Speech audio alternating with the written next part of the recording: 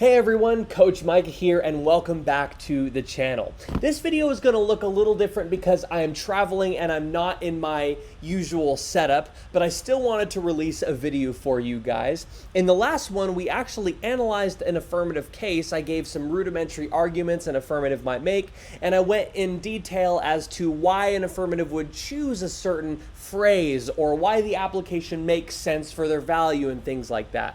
The next video I wanted to release was about the negative and how they would respond to that affirmative and how they would acknowledge the points and then use that as a springboard to launch their own arguments.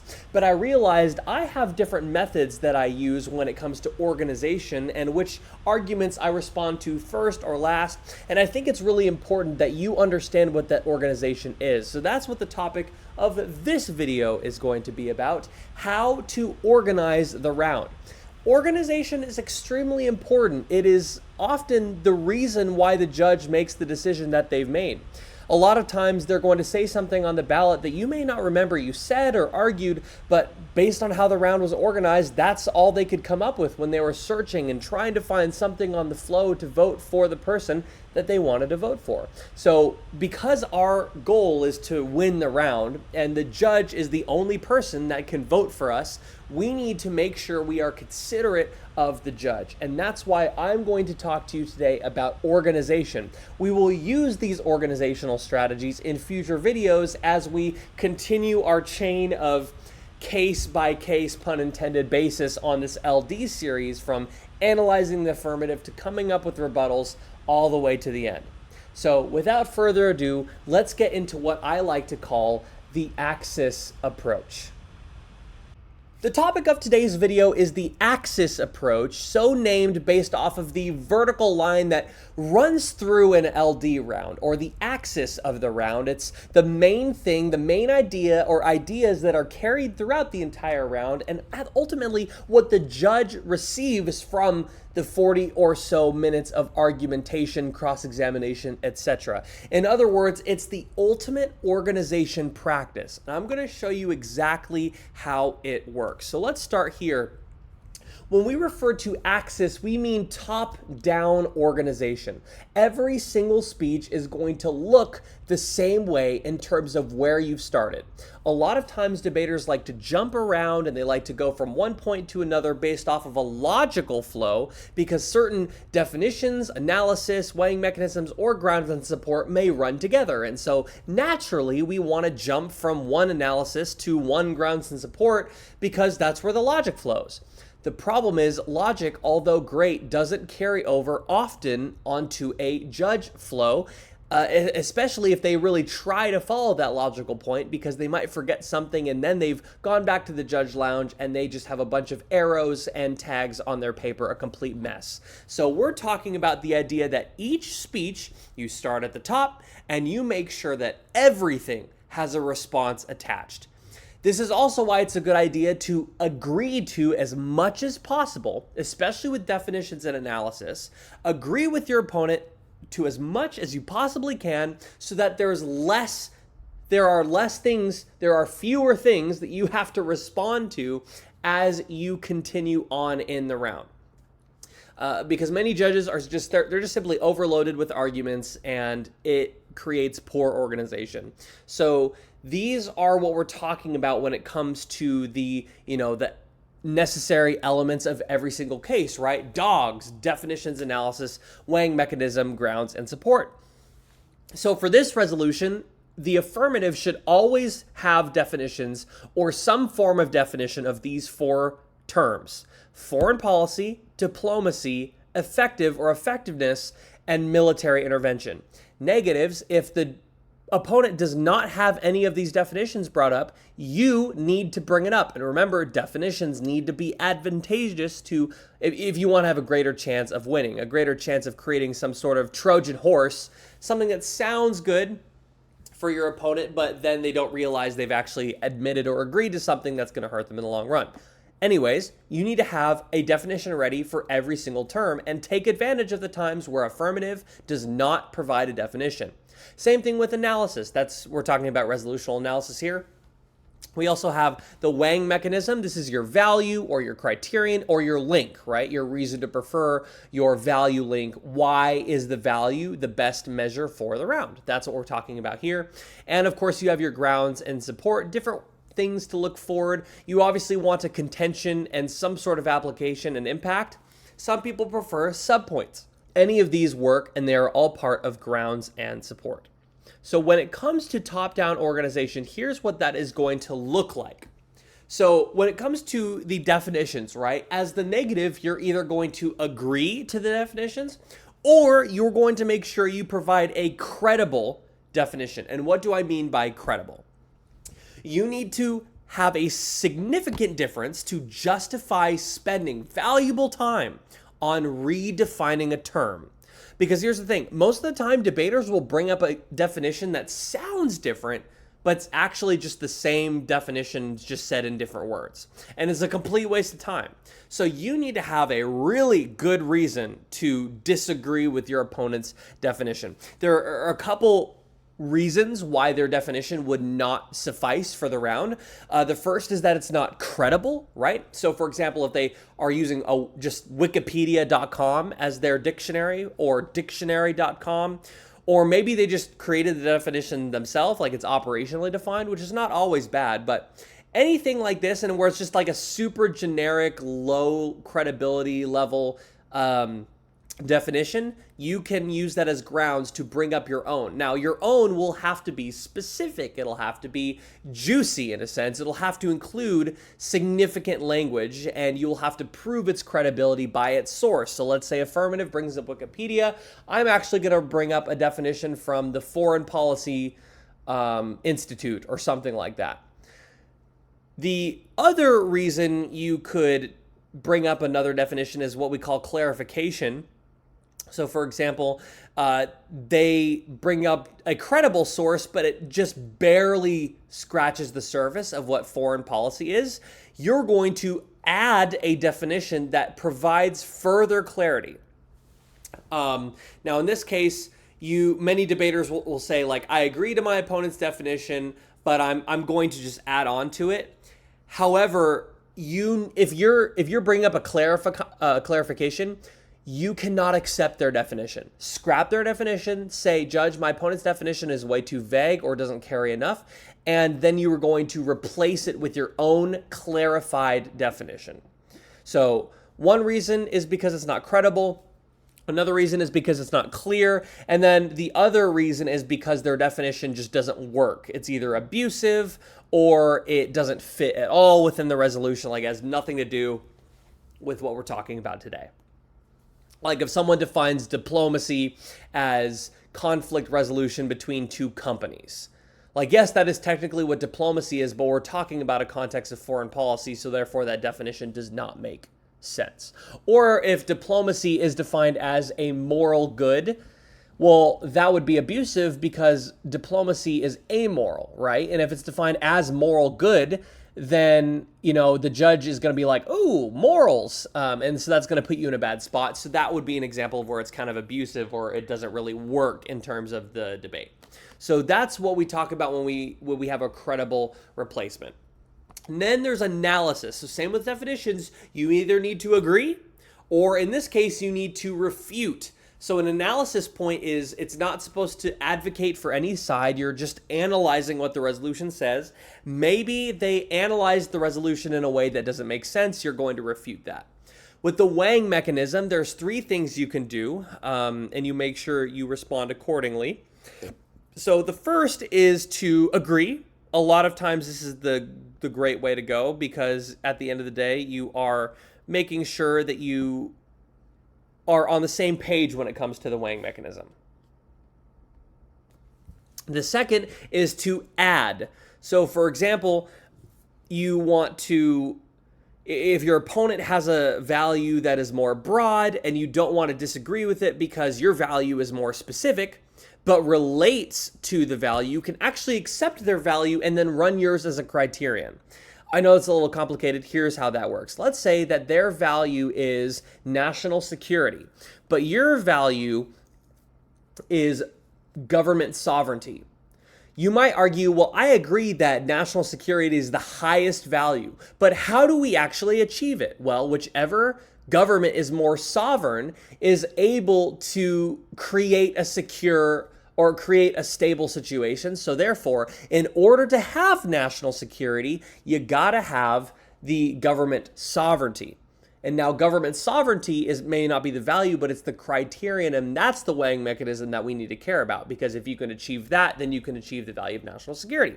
So that's another way to address a weighing mechanism, is to add on to it. Your value is now the criterion. You are now the weighing mechanism, but you still acknowledge that the affirmative value is the highest in the round. Because remember, a criterion is just a specific way to measure and uphold a value. So you want to make sure you remember that here. Not all cases need a criterion, and no, you do not need a criterion in order to win the round, but you do have to have a weighing mechanism. And if your weighing mechanism needs a criterion in order to be run effectively, then you need a criterion. So you can either agree to their value, and here's the thing, you want to follow it up with, I'm going to show you why my opponent doesn't uphold their own value. Those words actually matter, because the judge is going to hear that, and there will be the tiniest seed of doubt that you're going to place in their mind that their opponent is actually upholding their value. So if you are to say those exact words, I'm going to show you why the opponent does not uphold the value. The judge will now be thinking more critically about whether or not your opponent has upheld the value, and that'll make it easier for you to exploit that and say, my opponent has not upheld the value. The third thing you can do with a value is just counter it. And what I mean by this is their value is not a good weighing mechanism, thus I need to bring up my own. So for example, there are several reasons why a value would need to be countered. It could not be external. So for example, it's a circular value. It's something that is within itself. Like for example, if diplomacy versus effectiveness, if your value is diplomacy, well, that kind of doesn't make sense, because the value and the subject of the resolution should not be the same. So you need to counter the value and bring something else. Again, you could also talk about how it's not specific. Like let's say their value is a result, like maybe peace. Maybe peace is something that can be upheld by military and diplomacy equally. So that would not be a good weighing mechanism, because both equally uphold it. And I guess that would be an example of a non-unique. If it's not specific, I mean, it's a value that has nothing to do with the context. So let's say someone defines diplomacy as business organization, and someone defines their value as productivity. Productivity does not work as a value in this round because it's not foreign policy, right? Unless you define productivity in some wacky way to mean productive in terms of getting deals done with other nations, but I doubt someone's going to run that value. But you know what I'm saying. Another thing is if their value is completely unachievable. My value is world peace. Well, there will never be world peace, unfortunately, and just because you're close to it doesn't mean you've actually achieved it. So we need a new value, right? There are multiple different ways and reasons why you should counter somebody's value. And then, of course, you have your grounds of support, and this is crucial because you are going to refute every single tag. Later on in this video, I'm going to show you exactly what that means and how to do it, but you're going to refute every single argument. Now, what do I mean by the axis approach, top-down organization? Every single speech, you are going to address these elements in turn. You're going to start at the top. You're going to address any debate regarding the definitions, which is if we can agree to all the definitions, then that's fantastic. We won't have to address them in future speeches. Analysis. We analyze everything we can, and then we move on to the weighing mechanism. Make sure we're good on the value front. Make sure we're all good on what weighing mechanism we're going to use, and then go back down to grounds of support. If you do this every single time consistently, the judge will always know where you are, and your arguments will be so impactful because they're not thinking about where your arguments actually are. All right, so here's how I like to say we would practice axis, okay? So if you look at this chart here, I have the type of the argument, what you should do and what you should not do. You have a contention. It's a type of organizational tool. You could also have your argument in the contention. Sometimes people just bring up a contention and as a tag anyways, and then they have all this rhetoric in the middle, but they don't actually give you any more tags. That has become the argument. You are either going to summarize the contention. So, for example, and this is how a tag would sound. Under the first contention, my opponent talked about how blankety blank equals blankety blank. You can tag my response as blank, okay? So that's what I mean by summarize and or refute that argument. Sometimes you can group their contention with an application and refute, and here's what that sounds like. My opponent brought up under the first contention, my opponent talked about blank, and he brought up this application of blank. You can tag my response as blank. So I have grouped the contention and the application and given them a tag, right? Now, in this case, don't forget to include the tag in your response. It's easy to just respond to an argument and move on. You have to have a tag every time. Then we have the subpoint. So again, kind of like a contention, it's a type of organizational tool, or it can be an argument, and you're going to do the exact same thing. You're going to either summarize it and or refute the argument, or you're going to group the subpoint with the application under it and refute them both together. And what you don't want to do here is just do a sweeping quote unquote group response where you take multiple different points and then only give one or two responses to all of them, because chances are you missed some crucial analysis and your opponent is going to pick on you later for that. For the application, you want to make sure that you understand that it's an example of an argument. So they're laying the argument foundation, hopefully, in their contention, and the application is just the real world example of that. You're always going to refute the application and or include the impact under that application, if they have an impact, with a tag. So my opponent brought up this application and he really made this an impactful point on his case. You can tag my response as blank. Again, you do not want to leave applications unrefuted or respond too many times. 5 responses is way too many for an application. I even think most of the time 2 responses is too much. If you're trying to be organized, have plenty of time to create impactful points and use important rhetoric, you want to really focus on one key impactful response. But that is a subject for another video. Lastly, you have the impact, and that's just the significance of an argument. So it's really telling the judge, listen, here's why this matters, right? Why does this matter? You can either respond with your own impact tag and say, well, actually, Judge, this matters because my opponent is XYZ, when really he should be XYZ, so therefore I win. Or you can just add it on to the tag with the application. So if you are going to do a group response, sweeping group responses where you respond to like 3, 4, 5 tags at a time with one response does not work. You need to actually give each argument its tag, or just 2. The contention and the application, they get a tag that they share, the application and impact, vice versa. The next one you want to be aware of is what I call the giant group response. I've seen this happen multiple times in debate rounds where the opponent brings up a case and someone goes, you know what, you can respond to their entire case as blank. They just have this giant group response. The judge doesn't know where to put it on their flow because at the end of the day, where would they put it on their flow? Because supposedly you're just going to go right back down the flow and you are going to give some sort of argument somewhere. And although it is tempting to do a giant group response, it is unhelpful because it just makes everything disorganized. And you want to win the round on an organized round. You want it to be clear that the judge is going to vote for you. But if you muddy the water, then you're going to just have to keep your fingers crossed. And no one wants to deal with that level of uncertainty and not be confident in their ability, right? So I'm actually going to present to you a really helpful tool that you can use as an alternative to the giant group response. And that is the observation point, a potentially crucial type of analysis. So like a resolutional analysis, it is a round analysis. It is the thing you do at the very beginning. You start your 4-minute speech and you say, Judge, my opponent has made a key flaw in his entire argumentation and refutation, and I want to point that out to you today at the very top of your flow with an observation point, which you can write down as blank. Quick explanation, I'm going to show why this is the case throughout the rest of my speech. Let's start at the definitions. We're all good on this front. The analysis, we're good on this front. We disagree with the weighing mechanism. Here is my refutation and response. Here's how that links to my observation point. Let's get down to the grounds and support. My opponent brought up 4 arguments. My responses to all of them are as follows: 1 for 1, 2 for 2, 3 for 3, and 4 for 4. And you can see how this plays back to the idea of my observation point. So with the axis method, you are always going element by element every single time. And those times should hopefully get shorter as the round goes on, as more is agreed to or refuted, etc.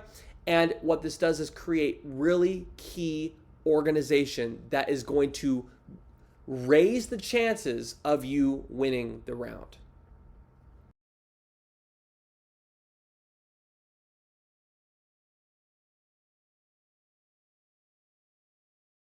So that's it. That is the axis approach. Organization is key, guys. And I know a lot of you think you have it all. You have the strategy, you know what you're going to do, but I guarantee you it fails. And the problem is when you try to focus on one thing too much or another thing too much, or you try to follow a logical flow, or you try to group respond in order to save time, you're actually doing yourself a disservice. But if you follow the axis approach, just top down each time, you're going to guarantee that you'll hit every single type of argument, and you can also clear up the water. Get all the things that you both agree with out of the way so the judge can really focus on the clash, because that's where rounds are won. And that's where you're going to come out on top, especially with your really good refutation. You may ask, I don't know what refutation is or how to refute. Well, that is a subject for another video, hopefully one in the coming weeks, as is cross-examination, because especially with points of analysis where the opponent is giving a lens for the judge to look at the round with, you need to understand why your opponent is either limiting or expanding the field of vision of the round, and doing that in cross-examination will of course influence the responses that you're going to give to the case. And that will be a subject for another video as well. But for now, next week I hope to have a video out that talks about the negative and gives the different responses and refutations. The negative would to my previous video on the affirmative. And if there's anything you would like to see or hope to learn in the coming months as the debate season continues, then feel free to leave me a comment down below. I'd love to hear your thoughts and of course get some ideas for future videos. I've already got a whole checklist of different ones I could make, but if there's one that's more pressing and more helpful, I will absolutely spend time on creating that for you here. I hope this video was helpful for you. Let me know if it was, and I will see you in the next one.